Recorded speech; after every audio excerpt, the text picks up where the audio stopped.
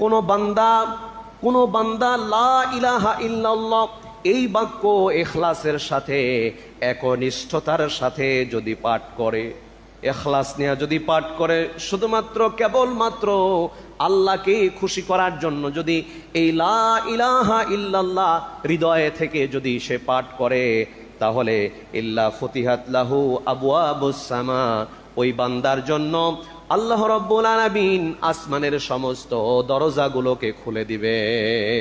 সুবহানাল্লাহ। শর্ত হলো একটা, মাজতানাবাল কাবাইর, কবিরা গুনাহ থেকে নিজেকে বিরত রাখা লাগবে। কবিরা গুনাহ থেকে বিরত থাকতে হবে। কবিরা গুনাহ কি? মিথ্যা কথা বলা, ওজনে কম দেয়া, খাদ্যে ভেজাল দেয়া, প্রতারণা করা, মানুষকে ঠকানো, মানুষের মাল অন্যায়ভাবে লুণ্ঠন করা, চাঁদাবাজি করা, টেন্ডারবাজি করা, এরপরে জেনা ব্যভিচার করা, গীবত করা, এরকম অসংখ্য কবিরা গুনাহ আছে।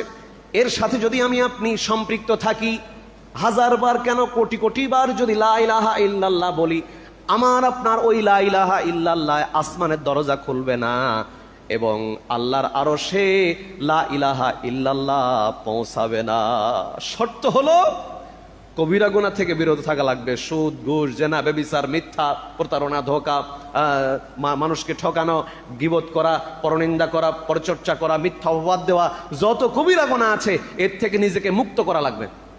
যদি মুক্ত করে এই দোয়া এই কালিমা পড়তে পারেন, তাহলে ডাইরেক্ট আল্লাহর আরশে আজিমে পৌঁছে যাবে। সুবহানাল্লাহ।